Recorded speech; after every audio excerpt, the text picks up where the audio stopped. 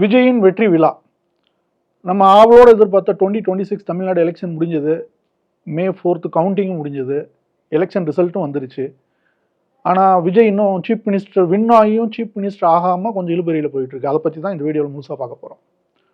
இப்போ அரசியலமைப்பு சட்டப்படி பார்த்தீங்கன்னா ஒரு அசம்பிளியில் நீங்கள் சீஃப் மினிஸ்டர் ஆகணும் அப்படின்னா அந்த அசம்பிளியில் இருக்கக்கூடிய மொத்த சீட்டில் 50% அண்ட் அபவ் அந்த அளவுக்கு நம்பருக்கு வந்து எம்எல்ஏ சீட்டை நீங்கள் வின் பண்ணணும்.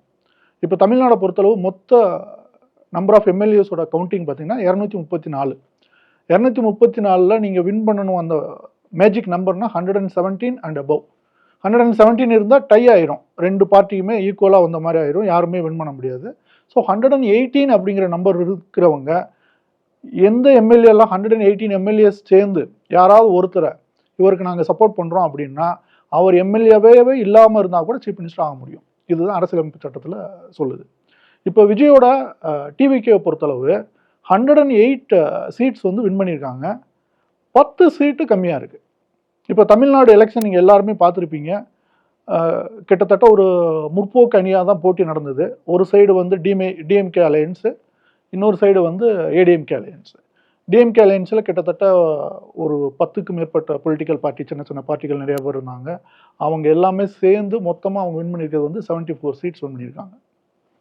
ஏடிஎம்கே சைடு பார்த்தீங்கன்னா ஏடிஎம்கே, பிஎம்கே, பிஜேபி எல்லாம் சேர்ந்து அரௌண்ட் 52 சீட்ஸ் வின் பண்ணியிருக்காங்க. ஸோ இவங்க ரெண்டு பேருமே கிளியர் மெஜாரிட்டி கிடையாது. அவங்களால ஆட்சி அமைக்க முடியாது. ஓகே, ஏன்னா 118 சீட்ஸ் வேணும். அரசியலமைப்பு சட்டப்படி என்னன்னா கவர்னர் யாரை வந்து ஆட்சி அமைக்க கூப்பிடலாம் அப்படின்னா ஒரு ரூல்ஸில் என்னென்னா ப்ரீ போல் அலையன்ஸ், அதாவது எலெக்ஷனுக்கு முந்தைய கூட்டணியில் யாருக்கு கிளியர் மெஜாரிட்டி இருக்கோ அந்த பார்ட்டியை, அந்த லீடரை கூப்பிடலாம். இப்போ இதில் இருக்கிறத பார்த்தீங்கன்னா 3 அணியில் கிளியர் மெஜாரிட்டி இருக்கிறது யாருமே கிடையாது. இன்க்ளூடிங் டிவிகே 118 கிடையாது, டிஎம்கேவுக்கு கிடையாது, ஏடிஎம்கேவுக்கும் கிடையாது. அப்போ அந்த ஃபர்ஸ்ட் ஆப்ஷன் க்ளோஸ் ஆயிடுச்சு. கவர்னர்னால யாரையுமே கூப்பிட முடியாது. ரெண்டாவது ஆப்ஷன் பார்த்தீங்கன்னா சிங்கிள் லார்ஜஸ்ட் பார்ட்டி கண்டெஸ்ட் பண்ண அனைத்து கட்சிகள்லையும் எந்த ஒரு சின்ன கட்சி, எந்த ஒரு தனிப்பட்ட கட்சி மிகப்பெரிய நம்பரில் வின் பண்ணியிருக்கோ அந்த கட்சியோட தலைவரை ஆட்சி அமைக்க கூப்பிடணும். இதுதான் வந்து நெறிமுறை, அரசியலமைப்பு சட்டம். சுப்ரீம் கோர்ட்டும் பல கேஸுகளில், பொம்மை அப்படிங்கிற கேஸில் வந்து இது மாதிரி நிறையா கான்ட்ரவர்சியல் சுச்சுவேஷன் பல ஸ்டேட்டில் நடந்திருக்கு. மகாராஷ்டிராவில் நடந்திருக்கு, கர்நாடகாவில் நடந்திருக்கு, டெல்லியில் நடந்திருக்கு. ஸோ இது மாதிரியான கான்ட்ரவர்சியல் சுச்சுவேஷன் வர்றப்ப சுப்ரீம் கோர்ட்டும் பல கேஸுகளில் அதுக்கு கரெக்டான ஒரு தீர்ப்பு வழங்கியிருக்காங்க. பொம்மை அப்படிங்கிற கேஸ் வந்து நார்மலாக ரொம்ப ஃபேமஸ் கான்ஸ்டியூஷனல் அத்தாரிட்டி மத்தியில். அந்த கேஸில் வந்து அவங்க வந்து எப்படி கவர்னர் வந்து யாரை ஆட்சிக்கு கூப்பிடணும், எலெக்ஷன் முடிஞ்ச பிறகு எந்த நெறிமுறையை ஃபாலோ பண்ணணும், எந்த ஸ்டெப்ஸை ஃபாலோ பண்ணணும் அப்படிங்கிற ஒரு கிளியர் கட் மெசேஜ் இருக்குது. அந்த மெசேஜில் பார்த்தீங்கன்னா ஃபர்ஸ்ட் கிளாரிட்டி யாருக்குமே கிடையாது, கிளியர் மெஜாரிட்டி யாருக்குமே கிடையாது. அப்போ செகண்ட் கிளியரன்ஸ் யாருக்குன்னா தனிப்பட்ட கட்சியாக அதிகப்படியான நம்பர் இருக்கக்கூடிய டிவிகேக்கு தான் கூப்பிடணும். ஓகே, ஆனால் இப்போ இருக்கிற சுச்சுவேஷன் தமிழ்நாட்டில் இப்போ இந்த வீடியோ நம்ம ரெக்கார்ட் பண்ணுற வரைக்கும் பார்த்தீங்கன்னா கவர்னர் வந்து சுட் ஹவ் கால்ட் விஜய் அவர்களை ஆட்சி அமைக்க கூப்பிட்டுருக்கணும்.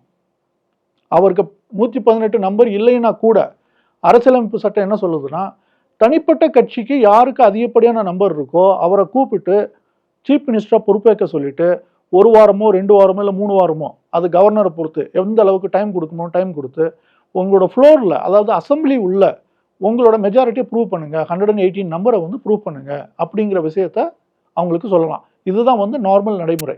ஆனால் இப்போ இங்கே தமிழ்நாடை பொறுத்தளவு இப்போ என்ன நடக்குது அப்படின்னா விஜய் அவர்கள் 108 சீட்டோட எம்எல்ஏக்களோட ஒப்புதலோட லெட்டரை எடுத்துட்டு கவர்னர் அர்லேக்கர் அவர்களை மீட் பண்ணியிருக்காரு. அவர் என்ன சொல்லியிருக்காருன்னா நீங்கள் 118 நம்பரோட வாங்க, வந்த உடனே நான் உங்களை வந்து அரியணையில் அமர்த்துறேன் அப்படின்னு சொல்லியிருக்காரு. இது வந்து அரசியல் முரண்பாடுகளுக்கு டோட்டலி கிட்டத்தட்ட கம்ப்ளீட் அரசியல் முரண்பாடு என்னை பொறுத்தளவு. எந்த ஒரு அட்வொகேட்டை கேட்டாலும் அவங்க அக்செப்ட் பண்ணிப்பாங்க. இந்த மாதிரி சொல்ல முடியாது. அவங்க வந்து இந்நேரம் விஜய் அவர்கள் சீஃப் மினிஸ்டர் ஆயிருக்கணும். ஆனால் என்னன்னா டிஸ்கிரிஷனரி பவர்னு ஒன்று இருக்குது கவர்னருக்கு, அவர் பார்த்து சொல்கிறது தான். இப்போ இந்த நேரத்தில் இப்போ டிவிகே பொறுத்தளவு புது கட்சி முதல் ஆட்சிக்கு வர்றாங்க. அவங்களுக்கு என்ன ப்ரொசீஜர் ஃபாலோ பண்ணுறது அப்படிங்கிறது கண்டிப்பாக அவங்களுக்கு அரசியல் வல்லுநர்கள், சட்ட ஆலோசகர்கள் அவங்களுக்கு சொல்லியிருப்பாங்க. ஆனாலும் இந்த மாதிரியான சுச்சுவேஷனில் சப்போஸ் இப்போ டிஎம்கேவோ இல்லை ஏடிஎம்கேவோ வேற எந்த மெச்சூர்டு பொலிட்டிக்கல் பார்ட்டிஸ் இருந்திருந்ததுன்னா அவங்க நேரம் சுப்ரீம் கோர்ட்டை நாக் பண்ணியிருப்பாங்க. ஏன்னா சுப்ரீம் கோர்ட்டுக்கு போவதற்குரிய எல்லா வகையான வாய்ப்புகளும் இங்கே இருக்குது. சப்போஸ் அதுவும் இல்லாமல் ஃபஸ்ட்டு டைமு விஜய் அப்ரோச் பண்ணியிருக்காரு, அவர் சொல்லியிருக்காரு 118 வாங்க அப்படின்னு அனுப்பிட்டாங்க.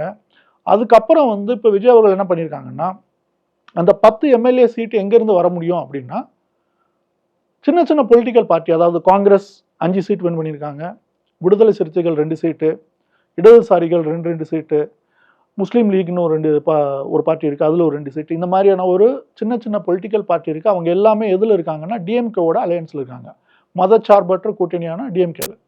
விஜயோட திங்கிங் என்ன இருக்குது இதுலேருந்து என்ன பார்க்கலாம் அப்படின்னா, இதுவரைக்கும் அவங்க கூட்டணிக்கு ஆதரவு தெரிவித்து லெட்டர் அனுப்பியிருக்காங்க. யாருக்கெல்லாம் அனுப்பியிருக்காங்கன்னா விடுதலை சிறுத்தைகள் அனுப்பியிருக்காங்க, காங்கிரஸுக்கு அனுப்பியிருக்காங்க, இடதுசாரிகள் கட்சிகளுக்கு அனுப்பியிருக்காங்க. இதில் இதுவரைக்கும் காங்கிரஸ் அக்செப்ட் பண்ணிட்டாங்க. ராகுல் காந்தி அண்ட் காங்கிரஸ் தலைமையகம் அவங்களுக்கு 5 எம்எல்ஏக்கள் வின் பண்ணியிருக்காங்க. அந்த 5 சீட்டை அதாவது ஆட்சியில் இடம்பெறாமல் வெளியிலிருந்து சப்போர்ட் செய்கிறதா அவங்க சப்போர்ட் பண்ணியிருக்காங்க. அது என்ன மீனிங், ஆட்சியில் இடம்பெறாமல் வெளியிருந்து சப்போர்ட் பண்ணுறது அப்படின்னா அது ஒரு சின்ன டேஞ்சர் ஜோன் இருக்குது. அதை பற்றி நான் எக்ஸ்பிளைன் பண்ணுறேன்.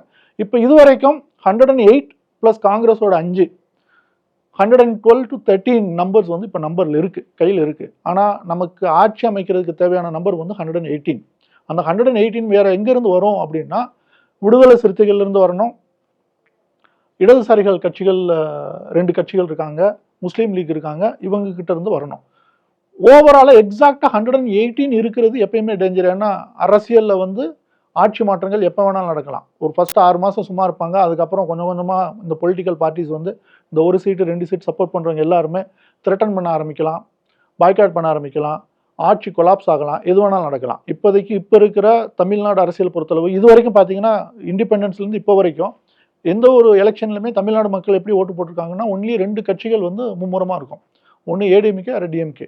யாருக்கா ஒருத்தருக்கு கிளியர் மெஜாரிட்டி கொடுத்துருவாங்க. கிளியர் மெஜாரிட்டி கொடுக்குறப்ப அடுத்து வரக்கூடிய 5 ஆண்டுகள் ஒரு ஸ்திரத்தன்மை இருக்கும். கண்டினியூஸாக அந்த பர்டிகுலர் பார்ட்டி ஆட்சி பண்ணுவாங்க.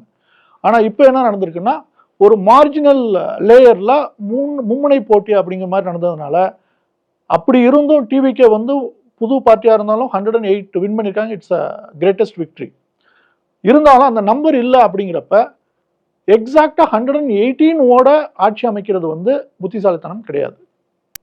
ஒரு 120 or 25 வரைக்கும் நம்பர்ஸ் இருந்ததுன்னா சப்போஸ் இன் ஃபியூச்சர் 6 மாதம் கழிச்சு, 1 வருஷம் கழிச்சு, இல்லை 1.5 இயரில் யாராவது ஒரு பொலிட்டிக்கல் பார்ட்டி, விடுதலை சிறுத்தைகளோ இல்லை இடதுசாரிகளோ யாராவது வெளிநடப்பு செய்கிறாங்க, கூட்டணியிலிருந்து வெளியே போகிறாங்க அப்படிங்கிறப்ப ஆட்சிக்கு எந்த ஒரு ஆபத்தும் இருக்காது. இதுதான் டிவிக்கவும் விஜய் அவர்களும் திங்க் பண்ணுவாங்கன்னு நினைக்கிறேன்.